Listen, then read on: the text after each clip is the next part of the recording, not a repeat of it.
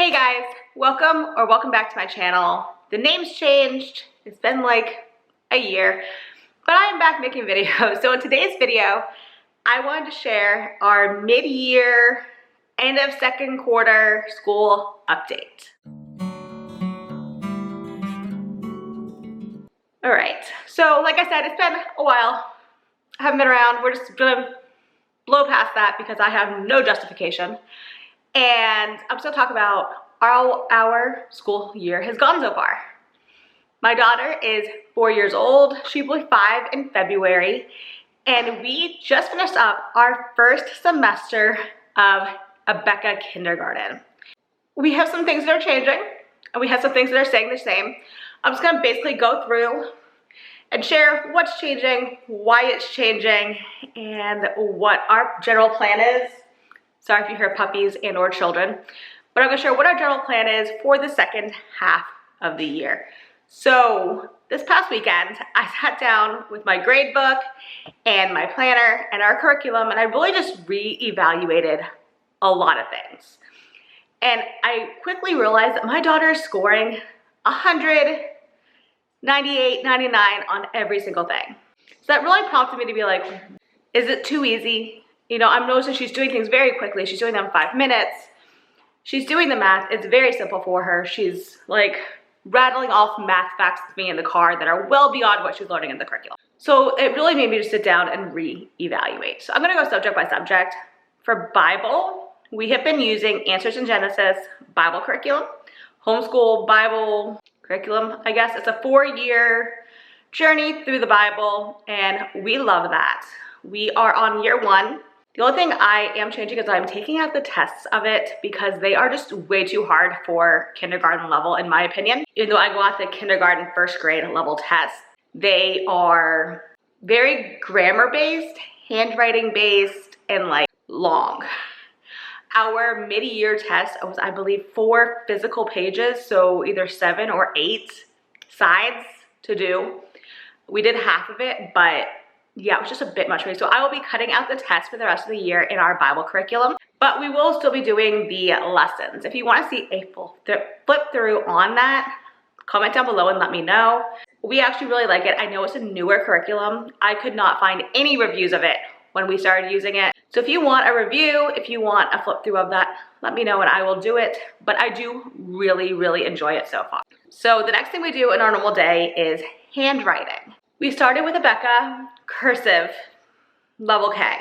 I feel like that was probably the first mistake that I realized. Cursive was a no-go. We got through until about October. We start school in July. So we got through until about October, and then it was just a daily bickering, yelling fight, forcing her to do her handwriting because it was hard. And she didn't want to do it because it was really hard. And then I finally got to a lesson where it said, hand your child a blank piece of kindergarten lined paper and have them write their name in cursive.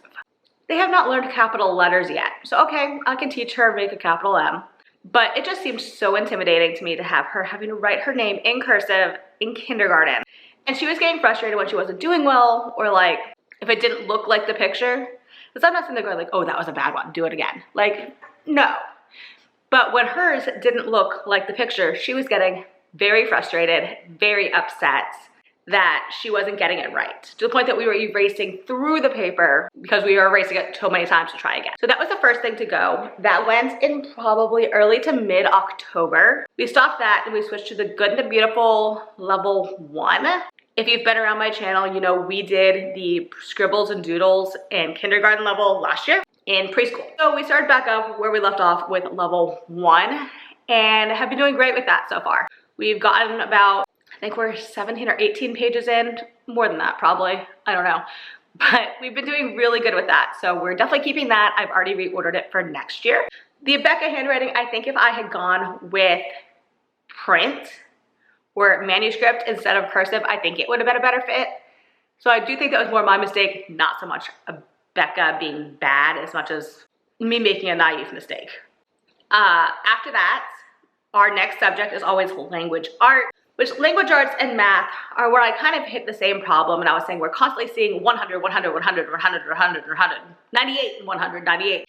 She blasts through both the language arts and the math. So I was just like, maybe they're just too easy. I don't know, so I flipped ahead thinking, okay, I've always heard the first half of Abeka is essentially K4 redone faster. So I flipped ahead into what would be second semester, and it still wasn't progressing at the speed that I feel like my daughter is progressing. Like, it just isn't moving fast enough, and there's way too much review for her. For someone who, when she gets it, it clicks and it's like, it's there. She can watch a YouTube video and rattle me off. Like, she rattled me off multiplication facts the other day. She was rattling off evens and odds. So learning 1 plus 2 makes 3, 2 plus 1 makes 3, is really just below the level that she's at in math. In language arts, it's still sounding out CVC words, writing CVC words. They're not even reading stories yet. They're literally just reading lists of CVC words. And she's past that. We did that over the summer when we did the Good and the Beautiful kindergarten primer. We had pretty much been reading books, stories, short books, children's books, but still books. So I feel like this whole curriculum was kind of a major step back before the kindergarten primer. Like, I feel like if we hadn't done that, this would be a good fit. But it's moving so much slower than that 30 lesson kindergarten primer did. That's how I feel. How many times are we going to learn one reading word, like one reading rule, or one sound, one blend? How many times are we going to re-drill that? So this weekend, my husband and I sat down, talked about it, and I downloaded the free download of the Good and Beautiful Level Kindergarten. And in the new year, January, we are going to be starting that. And I matched her up with where I think she falls. I gave her the end of section 1 test, passed it with flying colors. So we're probably just gonna start her in section 2 and finish out the year with that. Again, it was a free download, so I don't feel like I made like an investment changing. So that made it a little bit easier for me. We'll see how we like that. We're gonna do that for this semester, and then next year we'll reevaluate. Math-wise, I still don't know what we're going to do. Like I said, we hit the same problem we had with the language arts. It's just moving too slow. She really enjoys math. Number blocks is like her favorite thing to watch on YouTube. So she's learned a lot from that and from ABC Mouse. And between those two, I just feel like she's beyond this kindergarten level math and beyond, like, I mean, we're literally a semester in and learning the 5 addition family. Like 3 plus 2, 2 plus 3, 4 plus 1, 1 plus 4. And she knows that. Like, she knows that without me asking her, without me teaching it.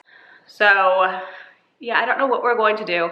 I did download a packet off of Teachers Pay Teachers that I saw on a YouTube video from, this is called Campers. I saw her using this addition subtraction bundle with her first graders. So I did download that, and I'm gonna try it. If you wanna see any of that, let me know. Again, I will film it.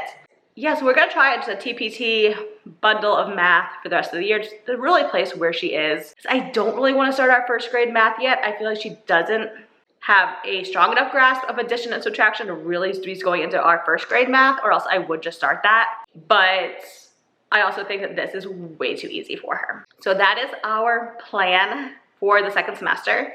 So where we're at, we had a lot of, I feel like, curriculum fails and very few curriculum successes. And I think I really kind of learned a lesson about, you know, just buying the box curriculum, because while it was great and easy to purchase, I couldn't like nail down exactly where she should be. I couldn't vary the level of difficulty for different subjects.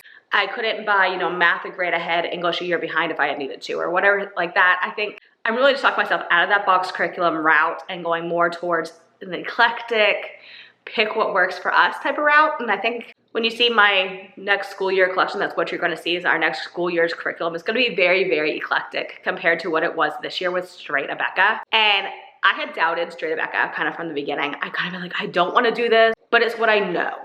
I feel like that was my trap. Going for what I knew and what I was comfortable with kind of screwed us, because now we're having to change curriculum in the middle of the year, which I know is very normal and fully acceptable, but it makes me a little dun-dun.